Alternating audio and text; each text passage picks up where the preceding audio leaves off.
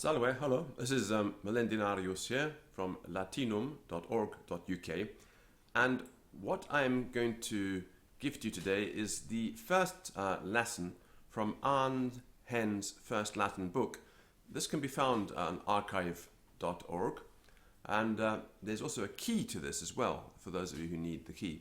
And we're just going to do lesson 1, maybe lesson 2, see how we go, time-wise. So, India est patria gemmarum is the very first example sentence that he gives.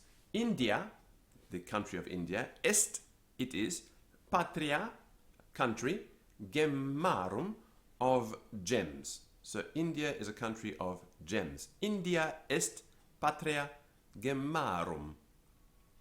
Roma est regina Italiae. Romast.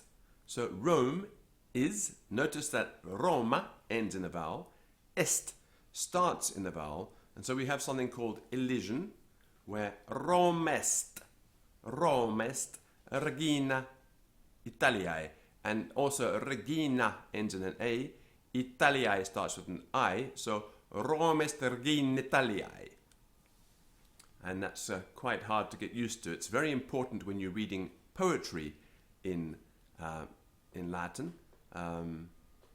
In prose, it depends on the emphasis whether or not the elision would take place. Rome est regina Italiae.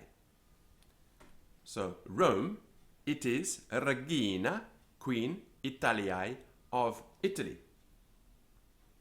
Rome is the queen of Italy. Aquila, silvas amat. Aquila, an eagle, or the eagle. Silvas, forests, woods. Amat, it loves. So Aquila, silvas, amat, an eagle. Silvas, woods. Amat, it loves. Piratai, horas insulae devastant. So pirates, these kinds of people, pirates, piratai, horas insulae, horas the shores, insulae of islands, devastant, devastate, they devastate. So piratai, horas insulae, devastant. Now, one way to get used to the structure of Latin, this is if you're new to Latin, is to include little words, sort of commentary type words as you're going along. So, piratai, pirates, horas insulae, the shores, that is shores of islands, insulae, devastant, comma, devastant, they devastate. So, nautai, sailors, nautai, cur, non, fugatis piratas, nautai, sailors. Why, cur, non, do you not, fugatis, cause to flee, make run away. We don't really have a word for that in English. Piratas, pirates. Nautai cur non fugatis piratas. So sailors talking to them, why do you not push away, make run away, piratas, pirates? Puellae, this is girls, puellae, nautarum victoriam, the victory of the sailors, nautarum, of the sailors, victoriam nautarum, et fugam piratarum, and the flight, fugam piratarum, of the pirates, nuntiant, they announce. So puellae nautarum victoriam et fugam piratarum nuntiant. Discipulae obtemperant magistrae. Discipulae, the students, the pupils, female ones. Obtemperant, they obey. Obtemperant magistri, to the teacher. So obey to is the idiom in Latin. Discipulae for this verb obtemperant. Discipulae obtemperant magistri. Students obey to magistri, the teacher. Magistra, teacher. Magistra, laudat, she praises. Magistra, laudat. Discipularum, of the students. Discipularum diligentiam, diligence, hard work. Notice the order of the sentence. Magistra, the teacher. Laudat, she praises. Discipularum, of the students. Diligentiam, diligence. Now notice that the verb is not at the end of the sentence. You will often hear that in Latin the verb goes at the end. It's nonsense, right? Doesn't work that way. Yes, it's frequently found, but what happens in Latin is this. The most important word in the sentence goes first. The next most important word in the sentence goes next. And the next most important goes after that. And then finally, something that's very important will also go at the end. And all of this depends on what the person speaking intends to have as their emphasis. Because Latin is this very flexible language where you can move things around.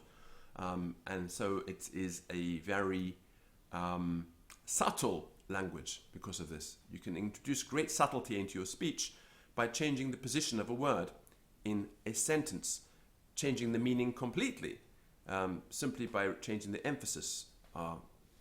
And the same will apply to clauses within a sentence. The word order inside the clause will also follow this system of the most important first, and then second, then third, and then at the end, if it's a long clause. So, magistra, laudat discipularum diligentiam. So what's being emphasized here is the teacher and her praise and the discipline. These are the things that are being emphasized. Luscinia amat umbram silvae. Luscinia, a nightingale. Amat, it loves. Umbram, shade. Silvae, of forests. Luscinia amat umbram silvae. Rossae, roses. Et violae, and violets. Delectant puellas, they delight. Puellas, girls. So rossae et violae, delectant puellas, roses and violets. Delectant puellas, they delight girls. And notice at the end of the sentence we don't have a verb, we have a noun. Magistra puellis, the teacher or a teacher. Puellis, to girls, or to the girls. The is not there in Latin, of course, so it's two girls, but we mean these ones. Magistra puellis, historiam, a story. Narrat, she narrates. And here we have the verb at the end. So that's emphasizing the narration.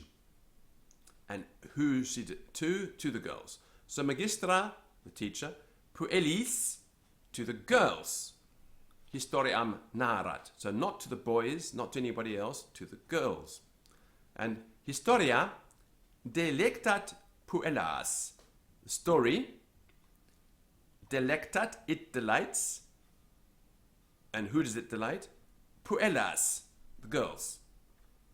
So magistra puellis historiam narrat. Historia delectat puellas. And a Roman would probably not repeat the word puellas in the second sentence. You'd find a more abbreviated form of language being used. So magistra puellis historiam narrat, historia delectat. And you just have to assume what the subject of that is. So that's the very first example from Henn's Latin book. I'm not completely convinced by the types of sentences he's using here for very, very beginning students. I think far too much is being thrown into the mix right at the beginning for a new student of the language. That's the very first example. It's in paragraph 15 on page 17 of the PDF of Henn's first Latin book.